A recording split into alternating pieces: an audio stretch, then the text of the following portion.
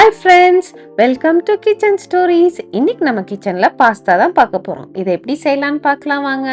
இதுக்கு தேவையான பொருட்கள் 2 பெரிய வெங்காயத்தை நல்லா சின்ன சின்னதா சாப் பண்ணிக்கோங்க. 10 பூண்டை நல்லா சின்ன சின்னதா ஸ்லைஸ் பண்ணிக்கோங்க. 1 இன்ச் அளவு இஞ்சியையும் நல்லா சின்ன சின்னதா சாப் பண்ணிக்கோங்க. 2 பச்சை மிளகாவை நல்லா சாப் பண்ணி எடுத்துக்கோங்க. இப்போ 2 கேப்சிகமை நல்லா ஸ்லைஸ் பண்ணி எடுத்துக்கலாம். இப்போ பாஸ்தாவை எப்படி செய்யறதுன்னு பார்க்கலாம்.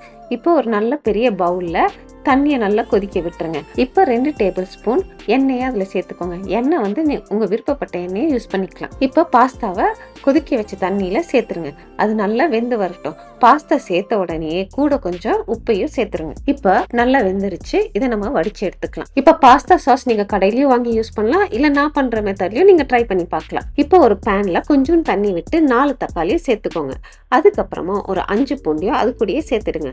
அதுக்கப்புறம் 1-2 காஞ்ச மிளகாவை அதுல சேர்த்துருங்க. நல்லா கொதிச்சதுக்கு அப்புறமா ஒரு மூடியை போட்டு நல்லா வேக வச்சு எடுத்துருங்க.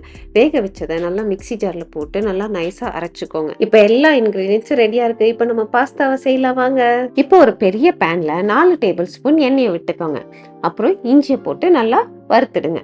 அதுக்கப்புறமா பூண்டை சேர்த்து அதையும் நல்லா ஃப்ரை பண்ணி எடுத்துக்கோங்க. அதுக்கப்புறமா பச்சை மிளகாவையும் சேர்த்துக்கோங்க. நம்ம எடுத்து வச்சிருந்த வெங்காயத்தையும் நல்லா சேர்த்து வதக்கிடுங்க. இப்போ வெங்காயம் நல்லா வதங்கினதுக்கு அப்புறமா கேப்சிகமை சேர்த்துக்கோங்க. இப்போ லைட்டா உப்பையும் சேர்த்துருங்க. இது கூடயே இப்போ 2 டேபிள் ஸ்பூன் காஷ்மீர் சில்லி பவுடரை சேர்த்துக்கோங்க. இப்போ நல்லா வதங்கினதுக்கு அப்புறமா நம்ம அரைச்சி வச்சிருந்த சாஸை இது கூட சேர்த்துருங்க.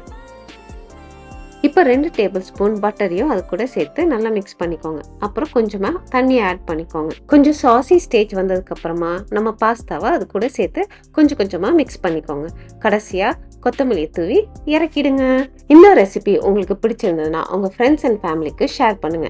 நீங்களும் இதை செஞ்சு பார்த்து எப்படி இருந்ததுன்னு கமெண்ட் பண்ணுங்க. தேங்க்யூ ஃபார் வாட்சிங்.